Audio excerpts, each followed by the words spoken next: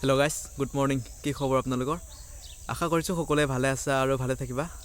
চ' guys, এইটো ভিডিঅ'ত আজি মই বিশেষকৈ SSC GDৰ আমাৰ যি নতুন ভেকেঞ্চি আহিছে, চ' তাৰ ওপৰত মই কিছু কথা আলোচনা কৰিম। মানে যিসকল কেণ্ডিডেট নতুন যিসকলে মানে এপ্লাই কৰিম বুলি ভাবিছে, চ' তেওঁলোকৰ বাবে এইটো ভিডিঅ'টো মষ্ট ইম্পৰ্টেণ্ট ভিডিঅ' হ'ব। যিহেতুকে এবাৰ মই নিজেই যোনটো প্ৰব্লেমত ফচিলোঁ, ভাল হ'ল বাৰু, প্ৰব্লেমটো ঠিক হৈ গ'ল।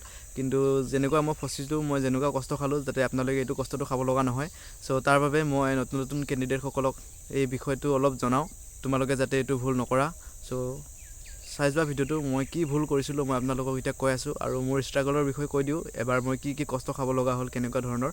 চ' আপোনালোকক কৈ আছোঁ, অলপ চাই যাওক আৰু লাষ্টতে চাব ভিডিঅ'টো, তেতিয়াহে আপোনালোকে ভালকৈ বুজি পাব যে কি ভুল কৰিব নালাগিব আমি। মোৰ মানে এটাই ভুল আছিলে, মই জাষ্ট এপ্লাই কৰা টাইমত মোৰ গাঁৱৰ নামটো আছিলে গমাৰিতল। মই মোৰ সকলো ডকুমেণ্টছত আছিলে গমাৰিতাল আছিলে, TAL আছিলে, কিন্তু মই এপ্লাই কৰা টাইমত গমাৰি TOL দিলোঁ। মই জাষ্ট জেগাত দি পালোঁ, সেইটোৱে এটা ভুল। কিন্তু এটা জাষ্ট সৰু ভুল নিচিনা লাগে, কিন্তু এইটো তাত বহুত ডাঙৰ ভুল হৈ যায়গৈ। ঠিক আছে, মই যেতিয়া ডকুমেণ্টেশ্যনত গ'লোঁ 3 তাৰিখে গ'লোঁ, 4 তাৰিখে মোৰ আছিলে ডকুমেণ্ট আৰু মেডিকেল।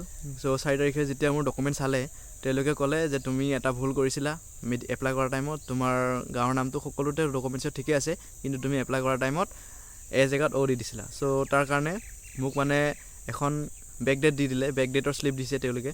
মানে 6 তাৰিখৰ ভিতৰত যাই পাব লাগে যেনেকুৱা হ'লেও, নহ'লে ৰিজেক্ট কৰি দিব, তেনেকুৱা ধৰণৰ লিখি কিনে খেদাই দিছে। বাকী মই একদম লগত 4 তাৰিখে যেতিয়া মোৰ মেডিকেল ডকুমেণ্টেশ্যন হ'ল, 4 তাৰিখে মই মানে লগত ওলাই ঘৰলৈ আহি গ'লোঁ, কাৰণ ঘৰটো অলপ দূৰ হয় ন। ৰাতিপুৱাই গ'লোঁ ডাইৰেক্ট DC অফিচত যাই মই মানে এনেকুৱা হ'ল এবাৰ, মানে DC মানে মেজিষ্ট্ৰেটৰ যিহেতু চাইন লাগে, মেজিষ্ট্ৰেটক মই লগেই নাপালোঁ। মেজিষ্ট্ৰেট বাইদেউ মানে ক'ৰবাত মিটিং আছিলে বোলে, তাত তেওঁ বিজি আছিলে, তেওঁ আহিব নোৱাৰিলে অফিচত। জাষ্ট সন্ধিয়া আহি পাইছে। তাত মানে মোৰ এবাৰ কান্দিব লগা অৱস্থা হৈ গৈছে। জাষ্ট মোক মানে যেনেকুৱা হ'লেও যাই পাবই লাগে 6 তাৰিখে মৰ্ণিঙত। চ' তাৰ কাৰণে মই একদম কান্দা অৱস্থা হৈ গ'ল। মই জাষ্ট সন্ধিয়া 4টামান বজাত মেজিষ্ট্ৰেটৰ ছিগনেচাৰটো পাইছোঁ যেন তেন কৰি।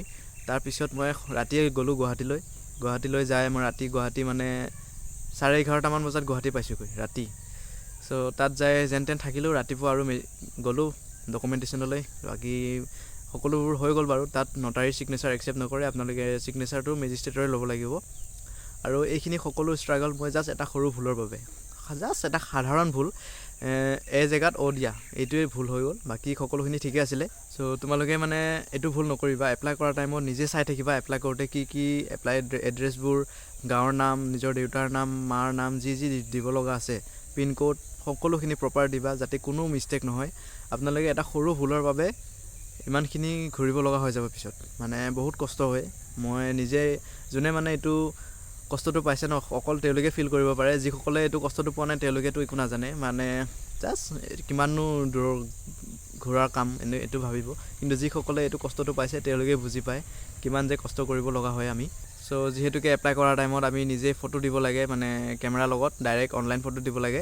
চ' তাৰ কাৰণে আপোনালোকে যাতে ফটো দিয়া টাইমত কোনো যাতে মিষ্টেক নকৰে, মানে এনেকৈ কেপ বা মাস্ক কিবা লগাই মানে ফটো নিদিয়ে, মানে হাঁহি থাকি বা কিবা থাকি নহয়, নৰ্মেলত ফটোটো দিব, আপলোড কৰিব।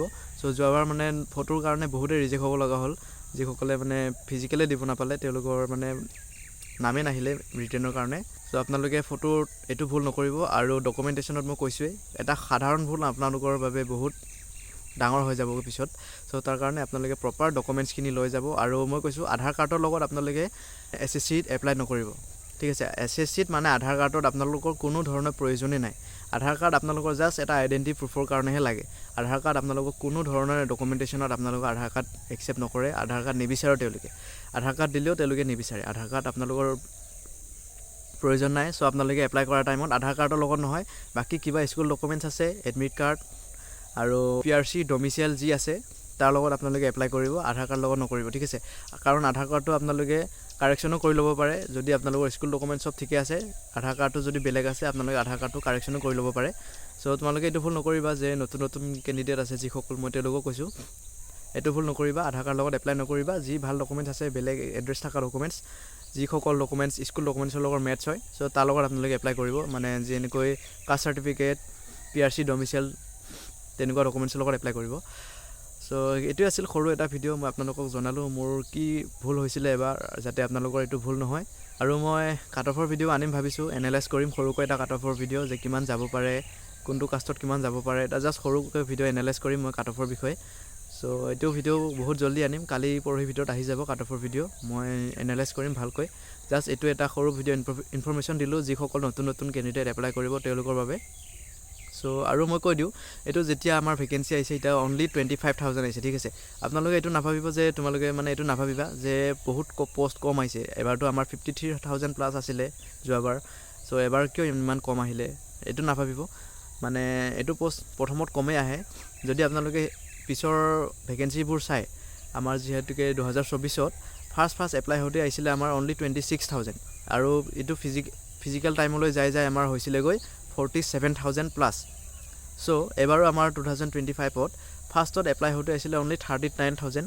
কিন্তু এইটো ফিজিকেল টাইমলৈ যাই কেনে আমাৰ হ'লে এতিয়া 53,000 প্লাছ চ' তেনেকুৱাই মানে আমাৰ এইটো কোনো ফিক্স ভেকেঞ্চি নহয় এইটো টেণ্টেটিভ ভেকেঞ্চি বাঢ়ি যায় মানে কমি নাহে বাঢ়ি যায় চ' তোমালোকে এতিয়া এপ্লাই কৰি দিয়া আৰু ভালকৈ এপ্লাই কৰিবা এইটো ভেকেঞ্চি আমাৰ যায় যিহেতু এতিয়া 25,000 আছে এইটো ভেকেঞ্চি আমাৰ যায় অলৰেডি 50,000ৰ ওচৰে পাজৰে যাবগৈ এইটো ভেকেঞ্চি মানে 50,000 এইটো যোৱা নোযোৱা পিছৰ কথা 40,000টো প্লাছ হ'বই চ' আপোনালোকে ভালকৈ এপ্লাই কৰক আৰু পঢ়াত লাগি যাওক ষ্টাডি কৰি দিয়ক আৰু কিছুমানে সুধি আছে ষ্টাডি কেনেকৈ কৰিম মই ষ্টাডি ষ্টাৰ্ট কৰা নাই এতিয়াও ষ্টাডি কেনেকৈ কৰিম ষ্টাডি তোমালোকে ফাৰ্ষ্টত ইউটিউবৰ পৰাই কৰিব ঠিক আছে মানে কিতাপৰ পৰা কৰিলে ইমান এটা বুজি পোৱা নাযায় যিহেতুকে ইউটিউবত মানে টিচাৰ থাকে ইউটিউবত টিচাৰসকলে ভালকৈ বুজাই দিয়ে চ' মই যিমান দূৰ পঢ়ি কেনে মই যিমান মাৰ্ক পাইছোঁ মই অকল ইউটিউবৰ পৰা পাইছোঁ মই কিতাপ চোৱা নাই যোৱাবাৰ কোনো ধৰণৰ কিতাপ চোৱা নাই জাষ্ট এখন কিতাপ আছে জাষ্ট মই প্ৰেক্টিছ ছেটৰ কাৰণে লৈছোঁ প্ৰেক্টিছ কৰিব ভাল কিতাপত ঠিক আছে তোমালোকে কিতাপ কিনি ল'বা কিন্তু তাত প্ৰেক্টিছ কৰিব পাৰিবা ভালকৈ যদি ভালকৈ একদম পূৰা